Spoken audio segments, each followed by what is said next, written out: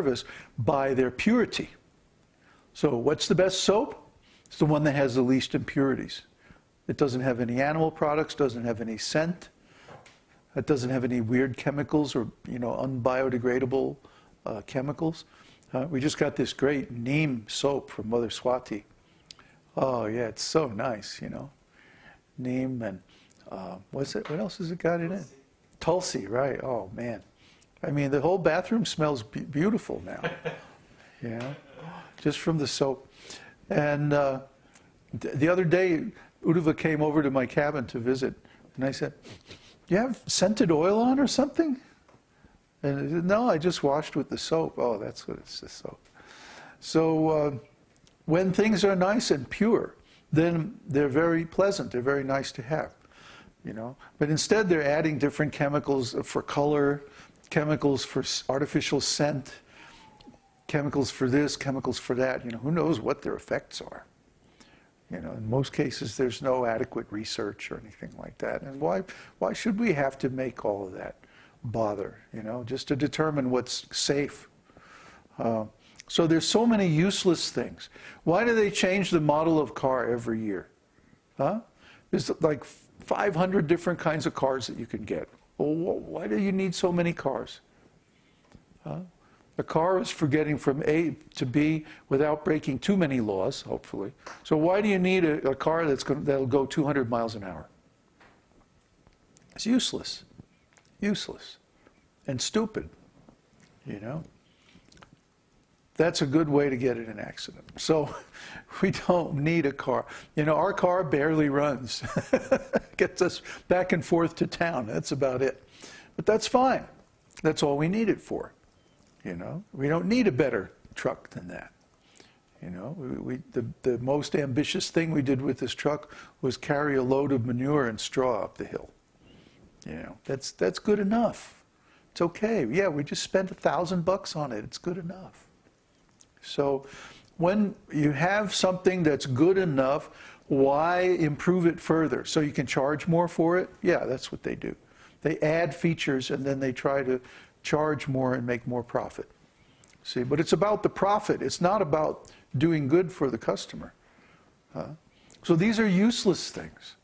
This whole Western materialistic civilization is based on the manufacture and distribution of useless things.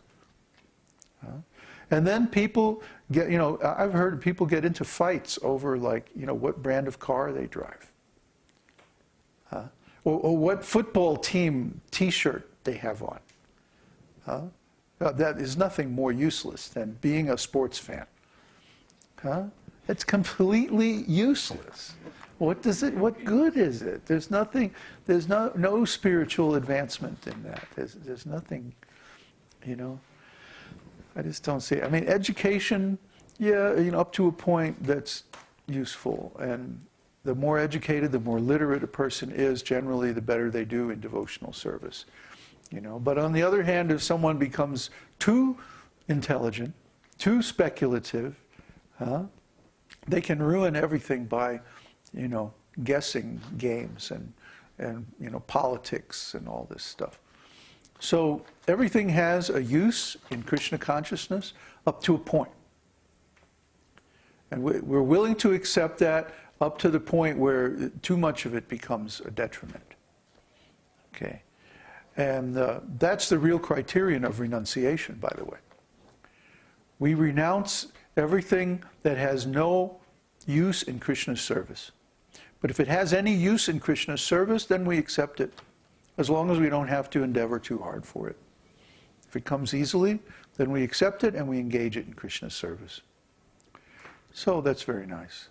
Soon we're going to be in India, and we're going to be in a position where we can get a house built of natural materials, locally grown, organic, no paint, no plastic, no wallboard, no plywood. Plywood, it has, what's that stuff they put into dead bodies? Formaldehyde, yeah. Plywood has a lot of formaldehyde in it. You didn't know that? Oh, come on. Oh, come on, the South there where you live, that's where most of the plywood in the U.S. is made. And the plants where it is made are very dangerous. And the people who work there, they get lung disease after a while from inhaling too much formaldehyde. It's very, very bad stuff. Huh? Carcinogenic, yeah, they get cancer and like that. So you don't want to have, the trailers that FEMA had made for the Katrina hurricane victims had so much formaldehyde, I couldn't even stand to go in them. You could smell it? Yeah. Yeah, formaldehyde smells really bad. So all these things are basically useless. You know, I had a friend in Atlanta who bought a new house. And I came in, she said, come on, take a look at my new house. So I went over there, and I walked in the house, and I go, you're going to buy this house? It stinks. Oh, she was so mad. I don't think she never spoke to me after that. But the house stunk. I mean, between the new paint, the wallboard, with, you know, the gypsum, and then they use some kind of glue and stuff to stick it together, and the plywood, and the formaldehyde, and the plastic, and gosh knows what else was in the windows, and this and that. Oh yeah, all that nice asbestos insulation, you know, and all that stuff. I mean, it all is made with chemicals, and it's horrible. But why does anybody become attached to this nonsense? Why don't they just stick with good old natural construction materials? You know, in many places, these things are even mandated by construction codes. You have to use them. So it's really horrible. The whole society, the whole Western society is like that. Video games. Oh, that's a good one. Video games. Yeah. No use whatsoever in devotional service. Complete waste of time. Speaking of complete waste of time, Monty Python, you know, comedy shows, absurdity. You know, you look on just look on YouTube. Most of the shows on YouTube are just completely absurd, useless nonsense. Why would anybody want to waste their time on this so-called entertainment? What is entertainment? It means after working so hard that you become exhausted, then you go sit back passively and somebody entertains you. Then you can forget about your pain and your sorrows. Huh? Forget your troubles. Come on, get happy. Take some intoxication. Watch some nonsense on TV. This is the life that they have made, and this is the wonderful advancement of Western civilization. That they've created so many useless things, and then people have become attached to them. So much so that they'll fight if they're taken away. This is some kind of insanity. And it's an anartha that stops advancement in devotional service. The next weakness of heart is called kūṭī-nāṭī. Kūṭī-nāṭī means deceitful or crooked behavior. Politics, diplomacy, deception, exploitation, profiteering, you know, any kind of political games are all kūṭī-nāṭī. They're rejected by Vaishnavas. And what are they?